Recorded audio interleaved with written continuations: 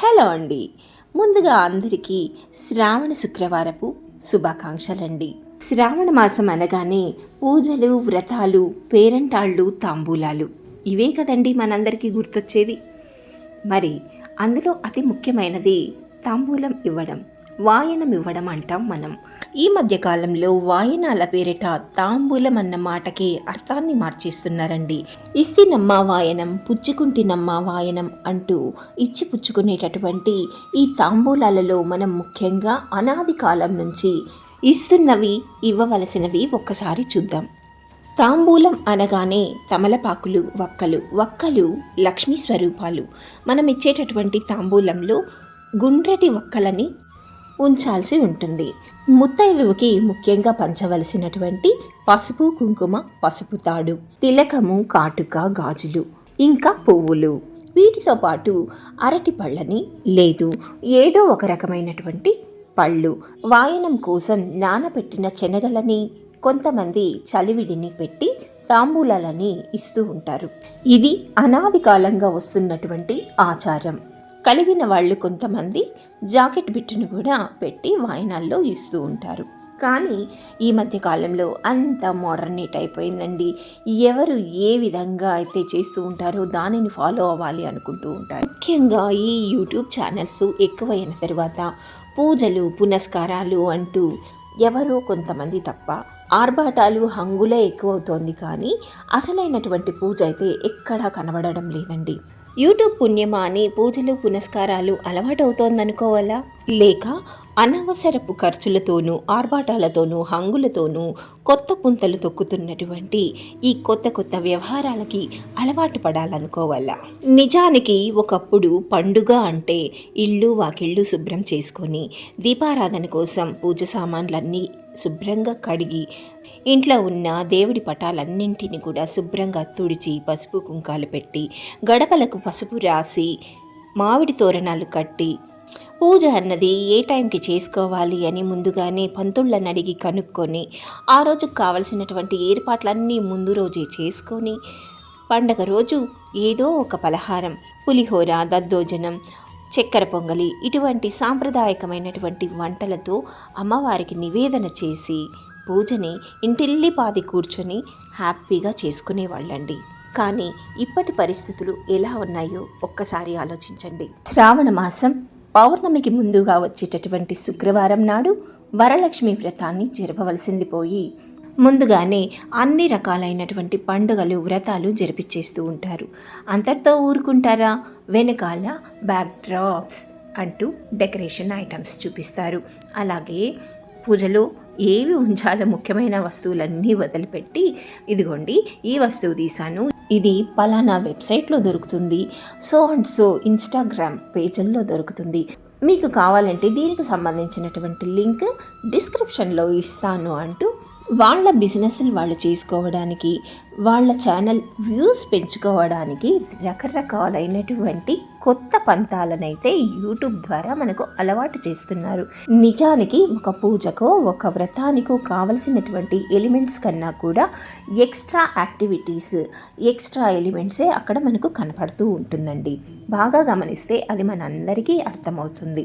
వాయనాల పేరిట return gifts అన్నది ఎక్కువ అవుతుంది. వీటి వల్ల ఒకరికి బిజినెస్ ఉంటుంది, ఒకరికి వ్యూస్ ఉంటుంది, మనకైతే ఖర్చే మిగులుతుందండి. నిజానికి అమ్మల కాలంలోనూ అమ్మమ్మల కాలంలోనూ తాంబూలం అంటే తమలపాకులు, వక్కలు, పూలు, పళ్ళు, పసుపు, కుంకుమ, గాజులు వీటితో తాంబూలాన్ని ఇచ్చేవాళ్ళు. బ్లౌజ్ పీస్ కూడా ఇచ్చేవాళ్ళు ఎవరో కొంతమంది మాత్రమే అండి. ఒకవేళ బ్లౌజ్ పీస్ ఇస్తే అది ఖచ్చితంగా వాళ్ళు కుట్టి వేసుకుంటేనే మనం ఇచ్చినటువంటి ఫలితం అయితే మనకు ఉంటుందని కూడా చెప్తూ ఉంటారు. మీరు కావాలంటే ఏ పంతుళ్ళనైనా కూడా అడగండి.